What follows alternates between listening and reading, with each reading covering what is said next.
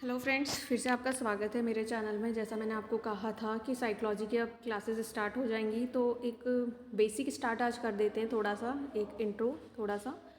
ठीक है, तो मनोविज्ञान का सामान्य ज्ञान क्या होता है, मनोविज्ञान नॉर्मली उसके बारे में। मनोविज्ञान क्या है? मनोविज्ञान मानव व्यवहार और मानसिक प्रक्रियाओं का वैज्ञानिक अध्ययन है। यानी मनोविज्ञान में क्या शामिल किया जाता है?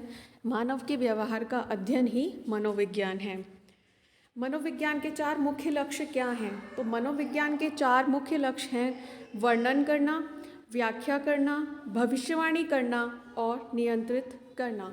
ये वर्णन करता है मानव के व्यवहार का, किस प्रकार का मानव का व्यवहार है, उसकी व्याख्या करता है, उसी आधार पे भविष्यवाणी भी करता है, और कुछ तकनीकियाँ होती है जो हम आगे पढ़ेंगे, उसके माध्यम से नियंत्रित भी कर सकते हैं किसी हद तक मानव के व्यवहार को।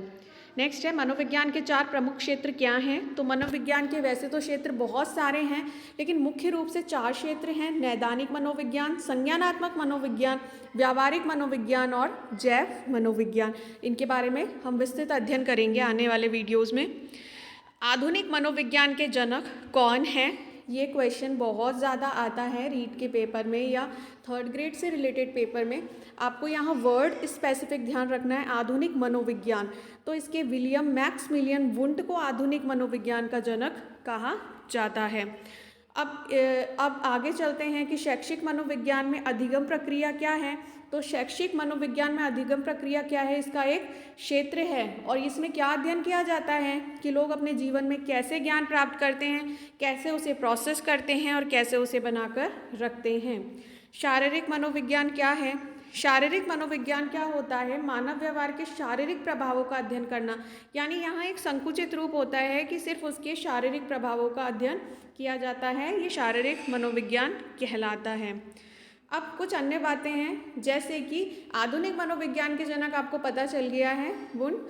सिगमंड फ्रायड को मनोचिकित्सा का जनक कहा जाता है। किसका जनक कहा जाता है? मनोचिकित्सा का, क्योंकि उन्होंने मानव मन की प्रकृति और उसके फंक्शंस के बारे में सिद्धांत विकसित किए थे। यहाँ डिफरेंस याद रखना बहुत ज़्यादा ज़रूरी है।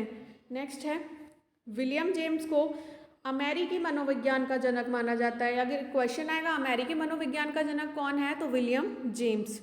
ठीक है, ऑपरेंट कंडीशनिंग की जहाँ बात आती है तो वहाँ कौन आएगा? ऑपरेटिव कंडीशनिंग की BF स्किनर का नाम आएगा।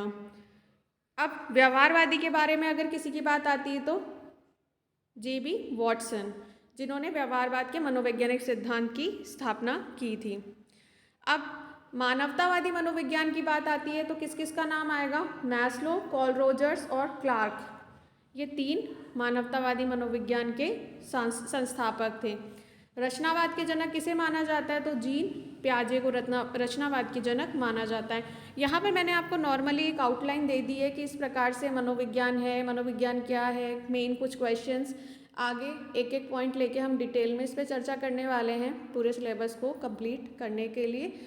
एक बात मैं फिर से कहना चाहूँगी कि अपनी नोटबुक्स को रेडी रखिएगा, लिख के रखिएगा, उनमें लिखना बहुत ज़रूरी है, उसी से आप बहुत चीज़ें सीखेंगे। और मैं ये चैनल ये एम करके नहीं कर रही हूँ कि हाँ बहुत सारे सब्सक्राइबर हो या ऐसा कुछ। मैं सिर्फ ये चाहती हूँ कि जो थोड़ा पढ़ना चाहता है तो वो कुछ पढ़ सके बस। Okay, thank you so much, have a nice day all of you.